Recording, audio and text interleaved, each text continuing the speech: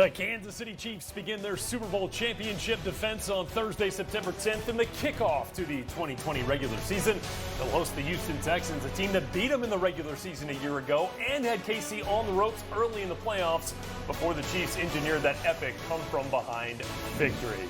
Hello, everybody. Welcome to another edition here of NFL Total Access. I am Rhett Lewis. Glad to be here with you on a day here this Friday that has us a mere 125 days away from the 2020 NFL kickoff game between the Chiefs and the Texans. Michael Robinson, Steve Smith Sr., and Steve Weich will all be along here in just a moment. And we begin this episode of TA with that freshly released regular season schedule. So let's dig in here. It's a season that marks the first in 2 decades for the Patriots without Tom Brady on the roster, a fact that, as you might expect, not inspiring panic in Bill Belichick. As Bill points out to Rich Eisen on Thursday's schedule release show, it's a situation the Patriots are not entirely foreign to. You in a post-Tom Brady world, Coach, how has that changed already, the way that you do look at a season? We've played it other times, without Tom. It was the 2009 season after he was injured, played 15 games with Castle and won 11-5, or heading into the 16 season with Jimmy and then Jacoby and Tom coming back after the 4-game suspension. So there've been other points in time where we've dealt with that. We'll do what we always do, is try to prepare the team the best that we can, utilize our players and the skills that they have, and put ourselves in the best position we can to be competitive and win. That's what we always do, and we'll continue to do that.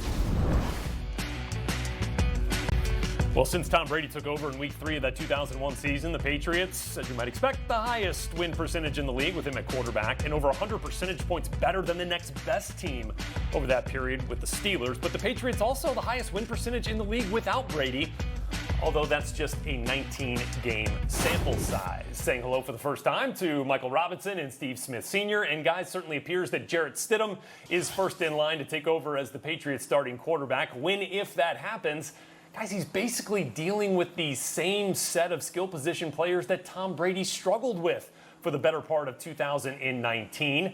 Is it enough, Steve Smith, for Stidham to win with in New England?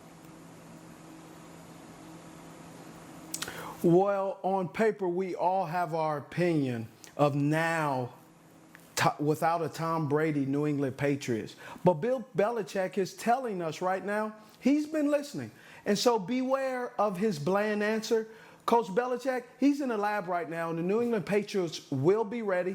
He utilized the draft to get some key players, but he's just isn't standing back, waiting for the next Tom Brady to come rescue him. He's going to have some creativity. He's going to go in there and go back into the lab and say, how we got Tom Brady to become Tom Brady was creativity and load up players around him, but also utilize what we already have on our roster and just go to work day in, day out.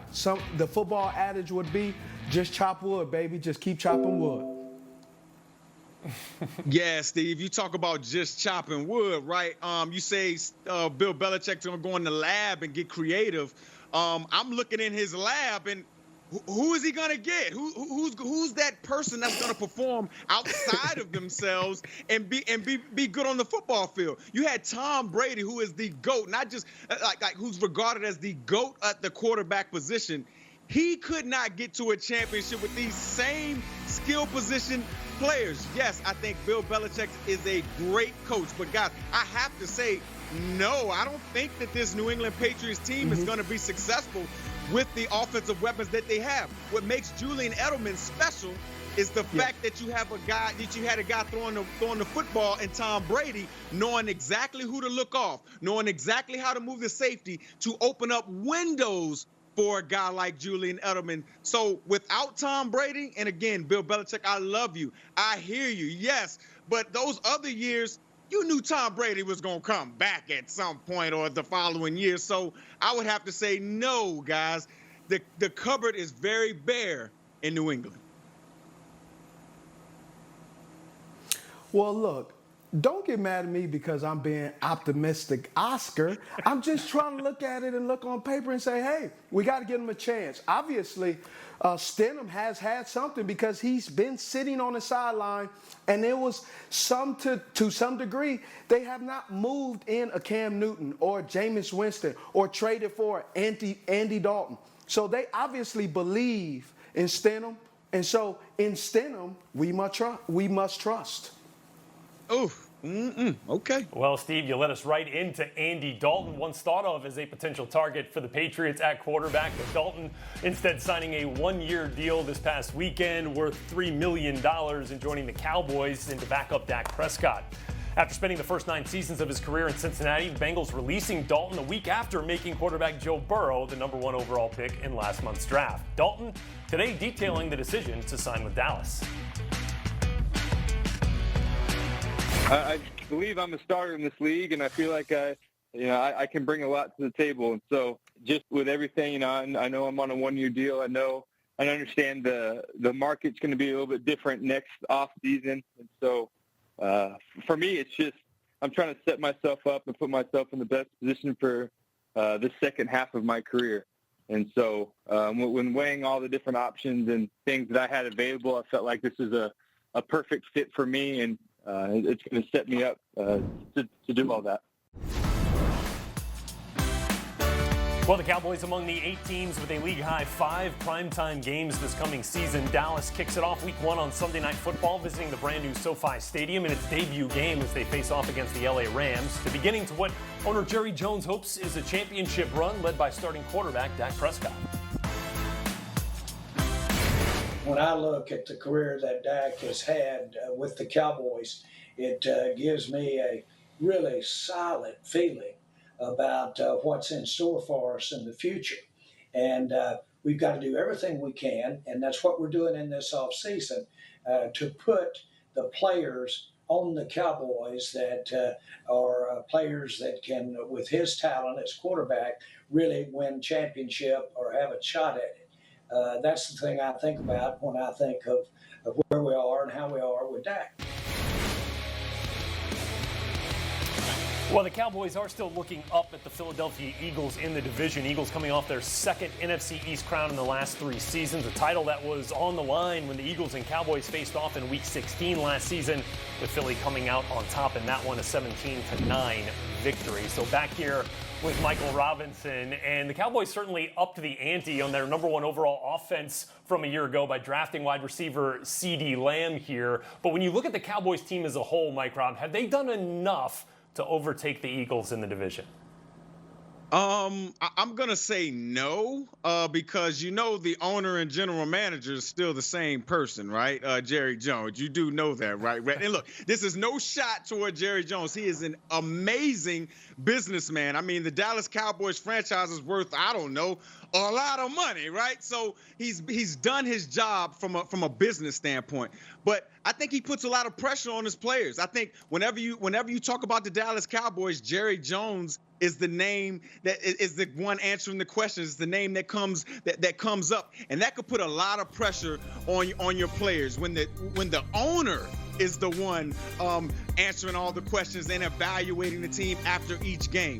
And at some point, the football people in that building should take over. But again, Jerry Jones is still there. Love what I'm seeing out of Dak Prescott. Love CeeDee Lamb in the first-round pick and all of those things. But as you said, Brett, this offense was #1 in the league last year, and they still did not go to a Super Bowl. And you look at Dak Prescott's postseason record, he's only 1-2 since he's been there. So, no, they have not done enough to take over the Philadelphia Eagles, because the Philadelphia Eagles seem to be able to win when the most pressure is on them.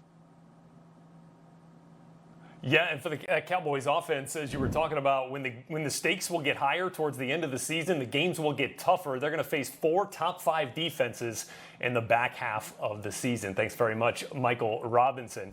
Well, 2 new head coaches this season in the NFC East. One of them, Ron Rivera, who now leads the Redskins, a team coming off a 3-13 finish in 2019. But Rivera saying this week after the draft that he believes a turnaround can happen quicker than even he expected. A notion that is all right with one of the franchise's famous fans. First off, it feels like we have the stability that we've been looking for. And I don't mean just with him as the hire, but I get that sense from our owner, Dan Snyder, too. I think he's made a choice here with Ron coming here that this is a long-term choice. It's going to change the culture. I think it's going to bring some consistency that we need. And hopefully it's going to get us on the way back to championship caliber level where, Redskin Nation wants to be and needs to be. Well, certainly no drop-off in celebrity status going from Matthew McConaughey to our NFL Network insider, Ian Rappaport. Ian, glad to have you with us here on Total Access. Look, the 2020 NFL schedule is out, and Commissioner Roger Goodell obviously anticipating an on-time start, but says the league will adjust if necessary, depending on what happens with the COVID-19 pandemic. Any idea what some of those adjustments might look like?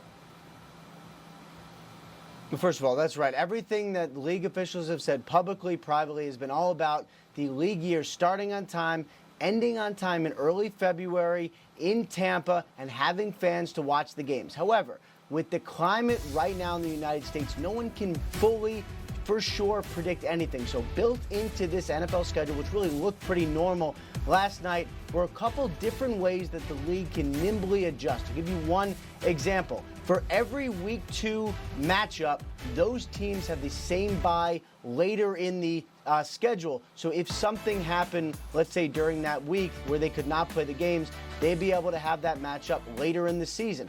Here's another one. During weeks 3 and 4, no teams are off, so equity there, and there are no division games. So if that had to be chopped off, if worst case scenario happened, that's something that could happen as well. In addition, the first 4 weeks of the season in its entirety could actually be moved from the front all the way to the back, move the Super Bowl back a couple weeks. Tampa as a city is free to host throughout February.